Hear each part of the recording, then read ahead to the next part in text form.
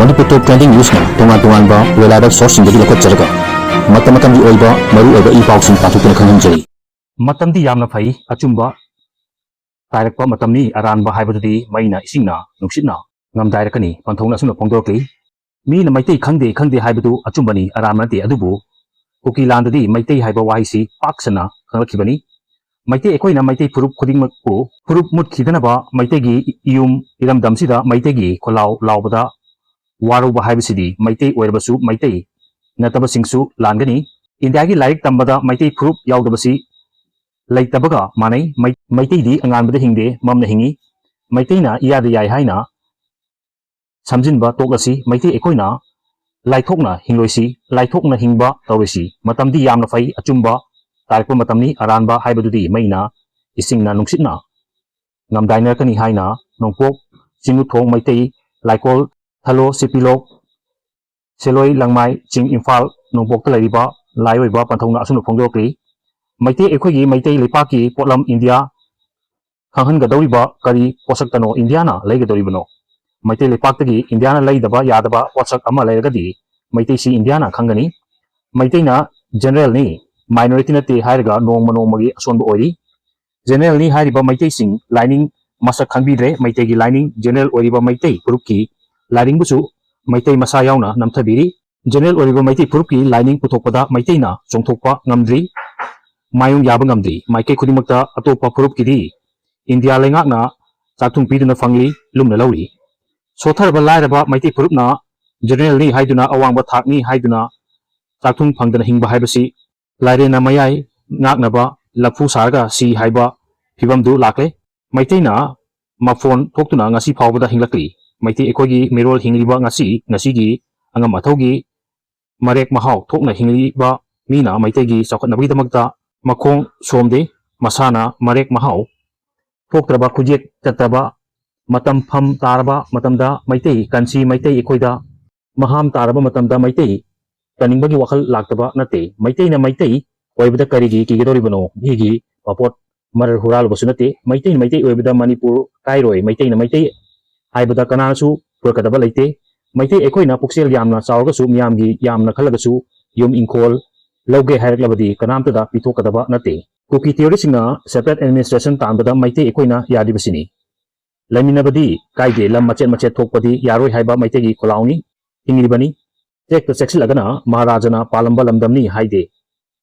maitei na ningthau oiduna palamlabam lamdamni maitei ningthaugi chengak londa hingaklaba maitei ni maitei gi lamdam manipurni haiba khonthok tani british ki makhada lermadu august tarang marida manipur thadokuna chatkibadagi british ki makhada leitre maitei lepaki maning tamba numitni haiduna ningsingnari british na india august 15 da maning tamba piramni haiduna august 15 bu india gi maning tamba numini haiduna pangthoknari firal chingkhali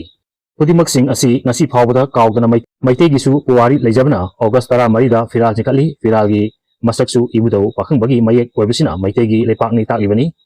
ibudau pakhangbana kangla phambal tongliba maitei ningthau phambal tongba taklibani maitei na maitei lining hingatpada matam changloi mahuksa haiba ama leiribana mihorol ekoi leiribani ekoi mioina asuki matik mapan naidana haithoi singthoibasu yawi haiba singbasina aranba lambida chatkrabadi mi da natana lai da phawba lana thairaga chakhiba yai maitei ekogi laisi ekoina thaidoklaga chatli haibasisu lanbadi nate aduna thaidoklaga chatpa haibadi nate maitei gi lining da basu yaroi lining manadaba sak tu manadaba chakcha yuthak tonganba frup singa maitei ekoiga khundarga laiminari makogi lining gi isai amasung saklonsu oiro thangana laiminarga maikta tharakpada hauna tarakpada matamda ekoida karigumba khara phawpaduna maitei lepak oidre haiba wakhalakibani mitop miyangi lining na chakhalaga lambi sorokta tholakpa matamda miyangi laibu uraga ekhoigisu lai lei haiba yawakkani mitop miyan cha singa maitei ga muknabada maitei ponsilakani maitei na maitei gi michang changlakani makoisu makhoigi changlakani maitei di maitei laina yakpa paring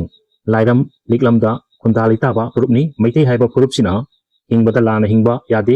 ngahaki angang wakhalda lana chalubasu chaisu singi haktaktadi lining lambida chumna chatningba chattaba yadraba maitei ni lining thagonaba salai tare ni sangai sagol kangjei loktak chirui lili pengba nongin ꯎꯅꯤꯡꯊꯧꯒꯤ ꯃꯅꯨꯡꯗ ꯃꯅꯤꯄꯨꯔ ꯑꯣꯏꯅ ꯈꯪꯕꯅꯤ ꯃꯅꯤꯄꯨꯔꯗ ꯈꯨꯟꯗꯥꯔꯛꯏꯕ ꯌꯦꯜꯍꯧ ꯐꯨꯔꯨꯞꯁꯤꯡ ꯑꯁꯤ ꯃꯁꯤꯡ 38-39ꯅꯤ ꯍꯥꯏꯔꯤ ꯃꯈꯣꯏ ꯑꯁꯤꯒꯤ ꯃꯁꯥꯒꯤ ꯃꯤꯡꯊꯣꯟꯗ ꯍꯤꯡꯉꯤ ꯃꯅꯤꯄꯨꯔ ꯍꯥꯏꯕ ꯂꯝꯗꯝꯁꯤꯗ ꯂꯩꯔꯒꯁꯨ ꯃꯁꯥꯒꯤ ꯂꯥꯏꯅꯤꯡ ꯉꯥꯛꯅ ꯆꯠꯂꯤ ꯌꯥꯍꯤꯞ ꯆꯛꯆꯥ ꯃꯥꯟꯅꯗꯕꯁꯨ ꯌꯥꯎꯔꯤ ꯃꯈꯣꯏꯒꯤ ꯂꯤꯛꯂꯝꯁꯨ ꯉꯥꯛꯆꯔꯤ ꯃꯩꯇꯩ ꯍꯥꯏꯕ ꯃꯩꯇꯩꯁꯤ ꯌꯨꯝꯕꯨ ꯑꯃ ꯑꯣꯏꯔꯒ ꯃꯩꯇꯩ ꯑꯣꯏꯁꯤ ꯃꯩꯇꯩꯒꯤ ꯋꯥ ꯉꯥꯡꯁꯤ ꯍꯥꯏꯕꯁꯨ ꯃꯩꯇꯩꯅ ꯋꯥꯈꯜ ꯃꯄꯨꯡ ꯐꯥꯗꯕꯁꯨ ꯌꯥꯎꯗꯕ ꯅꯠꯇꯦ ꯏꯟꯗꯤꯌꯥ ꯂꯩꯉꯥꯛꯅ ꯄꯤꯕ ꯆꯥꯛꯊꯨꯡ ꯑꯁꯤꯕꯨ ꯂꯥꯏꯅꯤꯡꯒꯤ ꯄꯤꯕ ꯅꯠꯇꯦ ꯏꯟꯗꯤꯌꯥꯗ ꯇꯤꯜꯂꯕꯁꯨ ꯃꯩꯇꯩ ꯂꯥꯏꯅꯤꯡ ꯆꯠꯂꯤ ꯍꯥꯏꯕꯗ ꯋꯥꯔꯧꯒꯗꯕ ꯂꯩꯇꯦ ꯃꯩꯇꯩ ꯅꯠꯇꯕ ꯐꯨꯔꯨꯞꯅ ꯃꯁꯥ ꯃꯁꯥꯃꯛ ꯇꯥꯛꯇꯨꯅ ꯂꯥꯏꯅꯤꯡ ꯃꯁꯛ ꯇꯥꯛꯇꯨꯅ ꯃꯁꯤꯡ ꯌꯥꯝꯖꯗꯕ ꯐꯨꯔꯨꯞꯅꯤ ꯍꯥꯏꯗꯨꯅ ꯆꯥꯛꯊꯨꯡ ꯃꯌꯥꯝ ꯑꯃ ꯂꯧꯅꯔꯤ ꯏꯟꯗꯤꯌꯥ ꯂꯩꯉꯥꯛꯅꯁꯨ ꯄꯤꯔꯤ ꯑꯗꯨꯅ ꯃꯦꯔꯥ ꯊꯥꯗ ꯄꯥꯟꯊꯣꯏꯕꯤ ꯏꯔꯥꯠ ꯊꯧꯅꯤ ꯄꯥꯡꯊꯣꯛꯁꯤ ꯃꯩꯇꯩ ꯂꯥꯏ ꯆꯥꯛꯐꯣꯡꯁꯤ ꯃꯦꯔꯥ ꯅꯣꯡꯃ ꯄꯥꯟꯕ ꯀꯥꯎꯔꯦꯜ ꯍꯧꯕ ꯅꯨꯃꯤꯠꯇꯒꯤ ꯄꯟꯊꯧ ꯁꯪꯂꯦꯟ ꯂꯥꯏꯄꯨꯡ ꯍꯂꯥꯎ ꯏꯔꯥꯠ ꯊꯧꯅꯤꯁꯨ ꯅꯨꯃꯤꯠ 12ꯅꯤ ꯆꯨꯞꯅ ꯄꯥꯡꯊꯣꯛꯀꯅꯤ ꯃꯦꯔꯥ ꯂꯥꯏꯒꯤ ꯃꯇꯤꯛ ꯃꯌꯥꯏ ꯄꯣꯡꯕ ꯁꯩꯁꯛ ꯁꯩꯊꯥꯂꯣꯜ ꯁꯛꯅꯤ ꯂꯩꯄꯥꯛ ꯅꯤꯡꯕ ꯁꯩꯊꯥ ꯏꯁꯩ ꯁꯤꯗ ꯍꯤꯗꯥꯛ ꯁꯦꯟꯀꯣꯛ ꯁꯦꯟꯌꯥꯏ ꯃꯦꯂꯥ ꯐꯝꯕꯥꯜ ꯇꯣꯡꯕ ꯄꯨꯔꯤ ꯀꯩꯊꯦꯜ ꯀꯥꯕ ꯂꯩꯄꯥꯛꯀꯤ ꯊꯧꯅꯤ ꯏꯅꯥꯠꯅ ꯃꯄꯨꯡ ꯑꯣꯏꯒꯅꯤ ꯃꯩꯇꯩ ꯂꯥꯏꯅꯤꯡꯒꯤ ꯃꯩꯇꯩꯒꯤ ꯏꯅꯥꯠ ꯃꯩꯇꯩ ꯄꯣꯠꯂꯝ ꯐꯣꯡꯕ ꯊꯧꯔꯝꯅꯤ ꯍꯥꯏꯅ ꯃꯈꯥ ꯇꯥꯈꯤ ꯚꯤꯗꯤꯑꯣ ꯑꯁꯤ ꯄꯥꯎꯗꯝꯕꯗ ꯁꯣꯏꯈꯤ ꯂꯥꯟꯈꯤꯕ ꯌꯥꯎꯔꯕꯁꯨ ꯉꯥꯛꯄꯤꯒꯅꯤ ꯆꯦꯅꯦꯜ ꯑꯁꯤꯕꯨ ꯅꯨꯡꯁꯤꯕꯤꯗꯨꯅ ꯁꯦꯌꯔ ꯑꯃꯗꯤ ꯁꯕꯁꯀ꯭ꯔꯥꯏꯕ ꯇꯧꯕꯤꯕꯒꯤꯗꯃꯛ ꯍꯥꯏꯅꯤꯡꯂꯥꯏ ꯊꯥꯒꯠꯄ ꯐꯣꯡꯗꯣꯛꯆꯔꯤ ꯑꯃꯗꯤ ꯃꯈꯥ ꯇꯥꯅ ꯃꯌꯥꯝꯒꯤ ꯁꯦꯕꯥ ꯇꯧꯕ ꯉꯝꯕ ꯑꯣꯏꯖꯒꯦ